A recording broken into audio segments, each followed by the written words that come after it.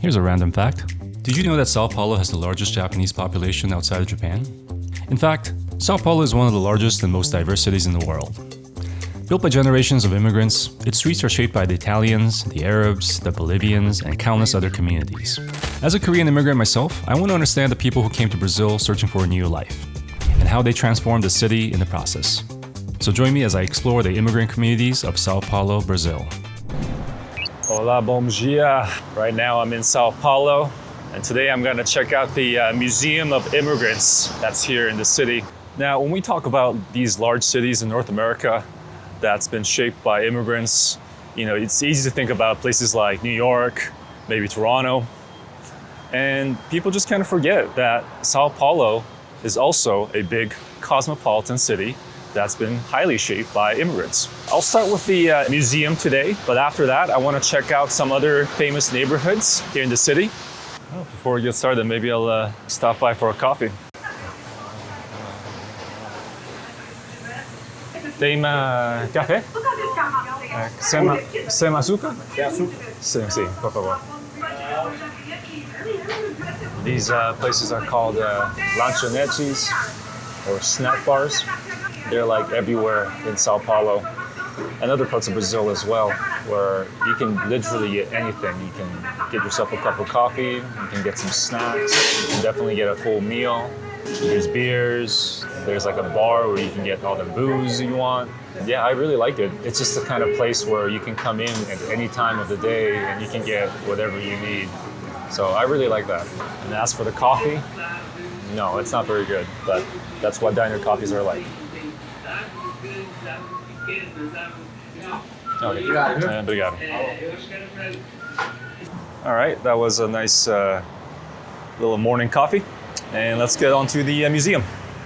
Seem to be crossing a bit of a funky area here, getting close to the museum. And yeah, I must say the vibe here isn't exactly the nicest. I do see some folks just chilling. Maybe they're just tired. I want to relax. Or maybe they're homeless and this is what they do. Yeah, it just kind of creates a bit of a weird vibe, but it's something that's pretty common in Sao Paulo, unfortunately. Museu das Imigração, Estado de Sao Paulo. Let's go. Housed in the historic former immigrants' hostel, the Museum of Immigration preserves the memories, journeys, and cultures of more than 2.5 million immigrants who arrived in Brazil between 1887 and 1978. Looks like they're displaying some Asian stuff here as well. Are all people in the same territory equal? I don't know, you tell me. Português that'd be todas as pessoas de mesmo território são iguais. Now say, you tell me. Do you know what a border is? O que constitui território? I don't know, you tell me. From emotional exhibits to stunning architecture, it's a powerful experience about identity, migration, and the making of modern Sao Paulo. Because this building was actually the point in which these immigrants have first arrived and started their lives.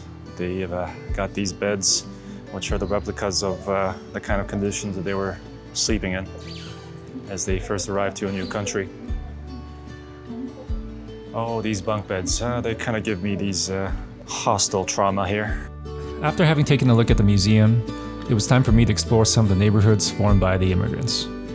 My first stop is Rua Coimbra, which is one of the most iconic streets connected to the Bolivian community in Sao Paulo. So I walked a bit from the museum and I am on my way to Rua Coimbra. And let's see if I can find some of that Bolivian influence as I get closer.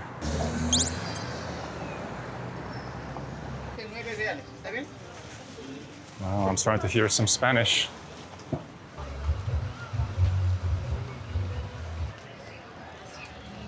This is pretty cool. I feel like I'm witnessing a piece of Bolivia right here in the middle of Sao Paulo. This is a Peruvian restaurant. Okay, I guess that's all right. Peruvians can, come right next to the Bolivians, I suppose. They're neighbors, right? They're cool. What do we got here? This guy's like smoking up some chicken. Yeah, this is like some real Latin American vibes. Pretty crazy. And as I was getting intrigued by the sudden rush of Bolivian culture right here in Sao Paulo, I was encouraged by a lady on the street to get a haircut. And here I was, challenged to get a haircut with my limited language skills yet again. Quiero zero aquí. ¿Entendí? Degradé, cero. Sí, zero aquí y uno. Ok. Y aquí un poco, solo un poco. No. Sí, ¿está tu familia? Sí, son colegas. Colega. Ella es mi esposa. Sí, sí. Todos bolivianos. Sí, sí. Esta es mi primera vez aquí. Estoy visitando varios de inmigración. Bolivianos, coreanos, japoneses. Está visitando. Sí, sí. Qué bueno. Aquí hay muchos coreanos también. Sí, cerca Tiradentes, en Bohechiro. Ok, perfecto. Muchas gracias. Ok, muchas gracias, señor. Ok, chao, chao. All right, success. I've had my Bolivian haircut, and I'm ready to rock. It would be a shame if I didn't try any Bolivian food while I'm here. So yeah, let's give it a go. Hola, buenas tardes. Buenas. ¿Puedo Sí. comer? Hay para comer. Ok. ¿Qué se va a servir? Hay sarta, parso, caldo de pata, Cal- pollo dorado, milanés. Caldo de palta, ¿esta carne o palta? ¿Qué es Pata palta? de vaca. Vaca. Ok, sí, por favor. ¿Ese? Sí, sí.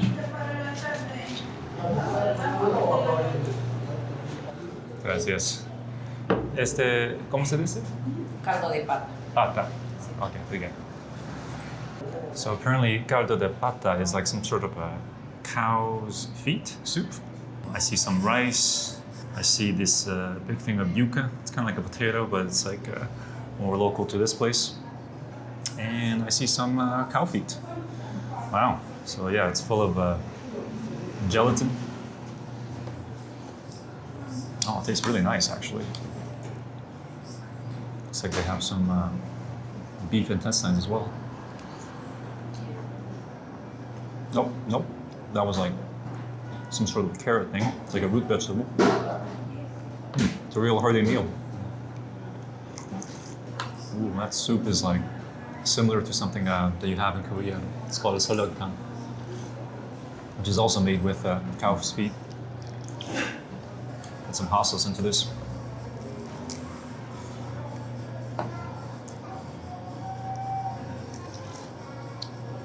Okay, that's got quite the kick. Wow. Caldo de pata. All right, that was a real delicious hole-in-the-wall experience. This lady just working her shop, making some delicious soups. After exploring the Bolivian neighborhood, I switched gears to give a shout out to Sao Paulo's strong Italian heritage. For my Italian experience, I stopped by a local pub and restaurant called Central da Mocha. Here, I'm planning to enjoy a dish with Italian roots that has also become deeply Brazilian. Seems like it's a little busy today, but it's pretty manageable. Hola. Eu gostaria de uma parmegiana de frango. Frango, sim. Getting a special dish here today. That must have been influenced by the Italian immigrants. So yeah, kind of a weird, interesting treat, but it's almost like a must-have when you come to Brazil, honestly. And I do love the fact that in a lot of the shops here, you can keep all the windows open, or they just don't even have windows. Like when they're open, like all the walls just come up. It really creates this like nice open air space. Parmigiana frango? Okay. Sì. Perfetto, obrigado. All right, so here is my lunch for the day. We got the chicken parm served with some rice and some fries. We're gonna dive into this parmigiana here. Whoa, this is like super cheesy, super gooey, extra deliciousness of that sauce. All right, let's try this first bite. Oh, that batter is crisp. With all that tomato sauce and the cheese. Oh, it's to die for.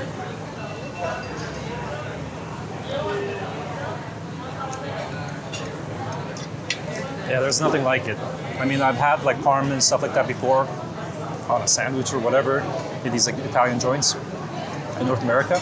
But the fact that you get this with rice, it's a bizarre combination, but I like it. Yeah, definitely a big fan of the chicken parm culture here in Brazil. I know you wouldn't have expected it, but it's everywhere and it's great and it's here to stay.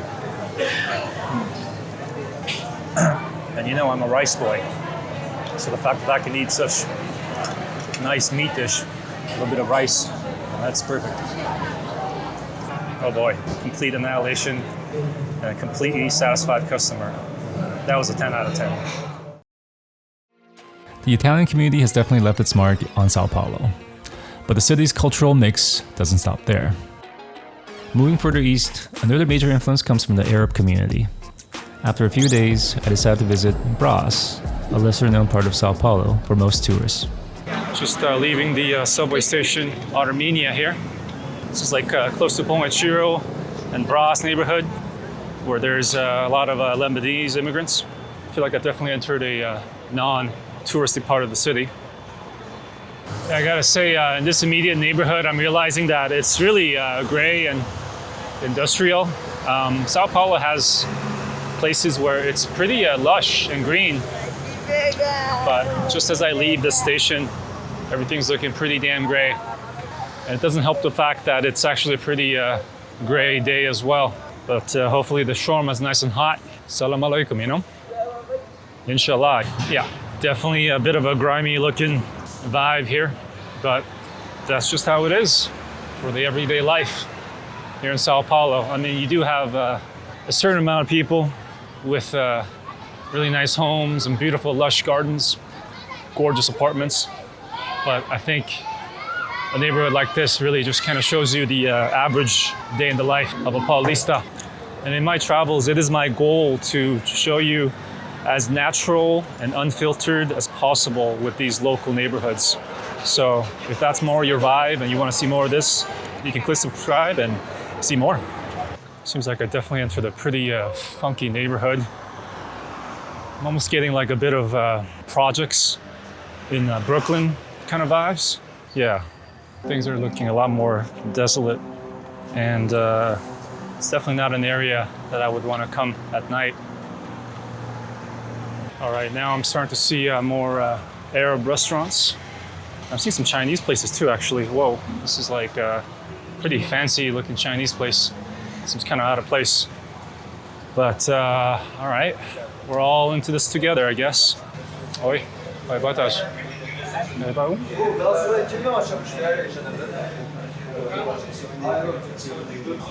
Okay. Shawarma plate? Okay. Big, this big, Big? this small. Okay. This one. No prato. Yes. Okay. Frango. So I found a Turkish restaurant. So I had to get myself a special drink. They have ayran here. That's nice. Oh my god, so salty. But it's nice.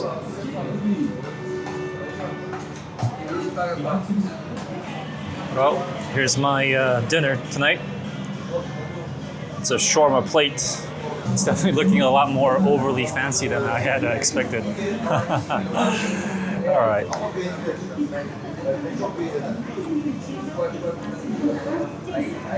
You got your pickles, some mayonnaise-y thing. Oh, that's coleslaw with a lot of mayonnaise. Holy shit.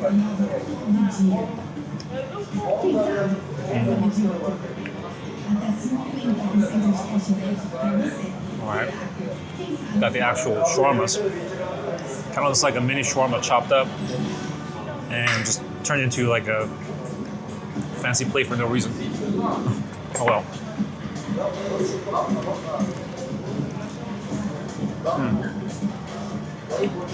Feels good though. Now, but I definitely had these wraps in Turkey, but I think some of the more memorable wrap experiences I had were in Germany and also the UK. I don't know if they were Turkish or Syrian, but yeah, it's like one of those wrap experiences that I still remember to this day. So, you know, with this kind of food, I think it just gets better once it crosses some borders.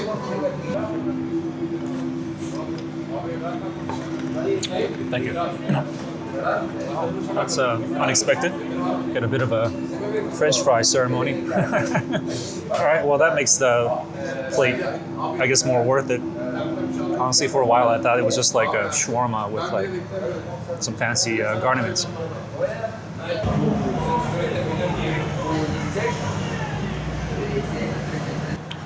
Harris scores.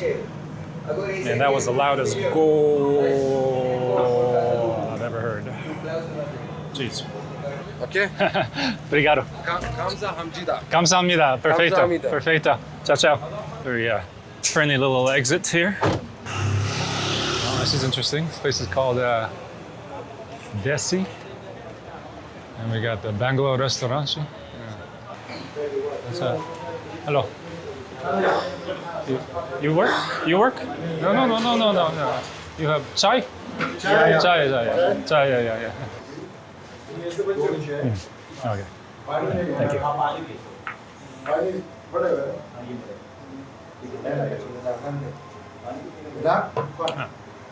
Where are you from? From Canada. Canada. Yeah. Okay. What is famous here? Food. Kabri Balao. Kabri balao. Afghani rice with beef. Beef. Okay. And while having some chai, I spoke with Rahim from Afghanistan. He had arrived in Sao Paulo only about a week earlier. Because of circumstances he couldn't openly discuss, he had been forced to leave his country. He was in his mid-30s, clearly intelligent, yet weighed down by the uncertainty of building a new life from scratch. It was a stark reminder that leaving home and starting over in a new country is never easy. Boa tarde, everyone. I'm in the beautiful city of Sao Paulo. Today I am downtown and I'm headed to the Japanese district, Liberdade. On my way to Liberdade, I noticed how many remarkable murals cover the walls of Sao Paulo's high-rise buildings.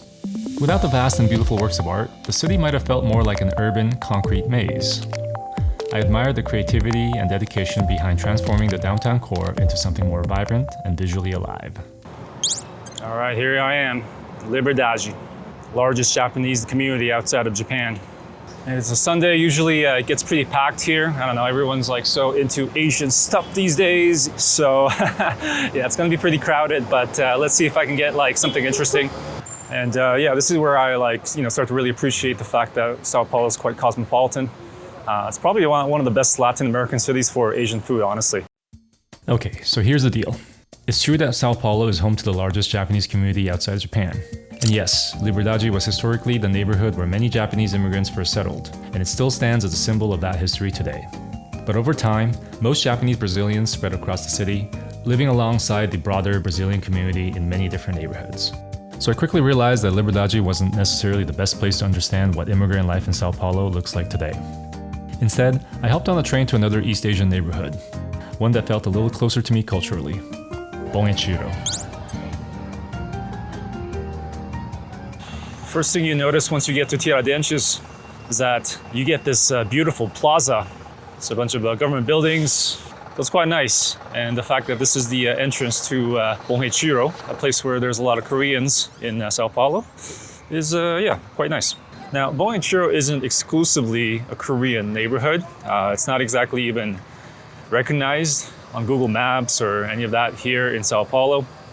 But as a Korean, I know the district, and I know it as a place where Koreans have settled ever since the 1970s. And here's my first Korean establishment that I'm seeing, Toki Today.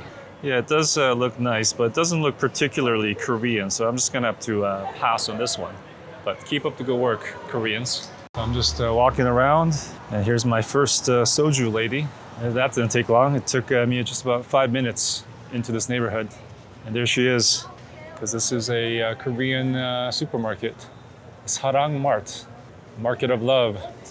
Yeah, so I gotta say, it doesn't take long for you to see the Korean influence. And it's kind of funny, even like seeing this supermarket here, which looks just like a normal supermarket. They have these Korean ads, and they're kind of faded, so it looks like they've been here for quite some time, all the soju ads. What I'm seeing is that you have these Koreans with their own establishments, yes, but also you see obvious Koreans just hanging out in these like typical Brazilian snack bars. So I'm almost kind of seeing like a fusion of the two cultures just colliding. 우리 엄마 kimchi. Really? How good's your 엄마's kimchi? Oh, let's see what they sell here in 우리 엄마 kimchi. pratos do dia, the plate of the day. Looks like they got some tteokbokki, kimbap, bibimbap, and more kimbap. Cool. Like a bit of like a Korean snack place. Prices aren't exactly cheap, but there's definitely a bit of a premium for the fact that it's foreign. And behold, the Otugi supermarket. Entering a Korean supermarket in a foreign country has always brought me a strange sense of comfort. My first experience with one outside Korea was in the mid-90s when my parents and I were living in southern Illinois. We would drive nearly an hour to a place called East Market. When we'd make our visit, we'd often return home with bags full of groceries and VHS tapes of Korean TV shows. And now, here I was in 2026, walking through Otugi, the iconic Korean supermarket in Sao Paulo. You get this instant hit of like that Korean smell, the sounds, the visuals. Yeah, this is definitely the Korean supermarket that I know for sure. I see some little beverages here. Okay, nice ginseng. Some Korean energy drinks. Right on. Let's see what else I got. Oh, they got some banchan. Can't say no to banchan. Let's see what they got in the liquor section here. Obviously, they have soju. Nice. Sitting at around 21 reais. That's like coming around $5. $4 or $5. Yeah, nothing crazy. Oh, okay. In the veggie section, looks like they have their green onions. That's like the first thing that pops out. Definitely an important part of Korean cuisine. I don't know, look, they have these buckets. These are like nice for making kimchi. When you're dealing with like a lot of cabbage or veggies, yeah, these buckets are quite important. The place just makes me want to buy everything and make like a big Korean feast. And of course, you have your cuts of meat. These are important for your KBBQ. And because we're in Brazil, the price of meat is pretty reasonable. You can get like some nice cuts of beef for relatively cheap. Actually, I think I might get some beef. That's what I'm gonna do today.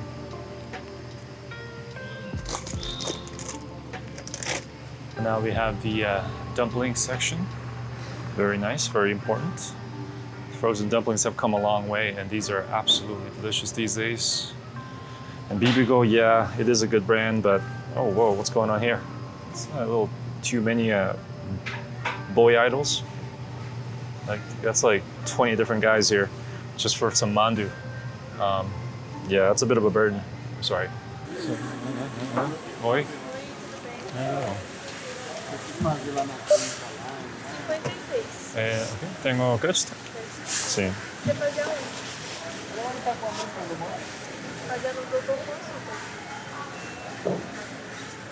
Okay, so I think the lady serving me was maybe half Brazilian. She kind of looked a little Asian, but I wasn't able to tell. But it's kind of funny speaking Brazilian Portuguese to like an Asian person when you're in Koreatown. That's a unique experience for sure. The history of Korean immigrants in Sao Paulo dates back to the 1960s. They arrived in larger numbers, finding work mainly in the garment industry as seamstresses, pattern makers, and small manufacturers. By the 1980s and 1990s, Korean entrepreneurs had come to be a major player in Bo & Shiro's clothing trade. And to wrap up the story, I stopped by a typical Brazilian snack bar in the heart of Bo & Shiro. Qual cerveja tem? Cerveja, Heineken, Spaten, Original, Brahma. Brahma? Sim. Por favor. A very typical Brazilian diner in the heart of Bom Retiro. Perfeito. Tem comida algo pequeño? Pequeno? Tem kibe? Kibe? Kibe, sim. Kibe não. Ah, Não. Coxinha? Coxinha tem. Ah, sim, bom, por favor. And behold, this is how they do beers in Brazil. These 600 milliliter bad boys are quite cheap. They're like, I don't know, sometimes like $3 US. It's like nothing.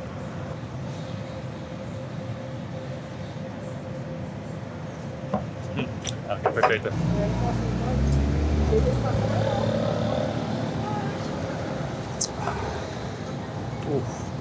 Hits the spot.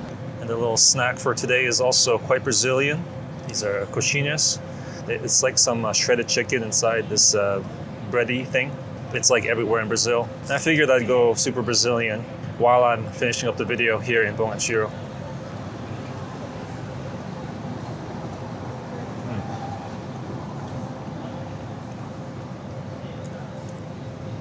Yeah, that dough is pretty heavy. With a little bit of hot sauce.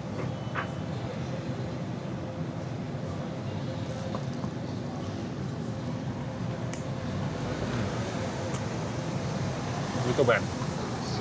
Brazil and Korea, it's a bit of an unlikely combination, but it's certainly a mixture, a duality that exists here in Sao Paulo. And yeah, as a Korean American, it's really refreshing to see Korean communities outside of the US or Canada. And it's a reminder that Brazil is also a immigrant-rich nation.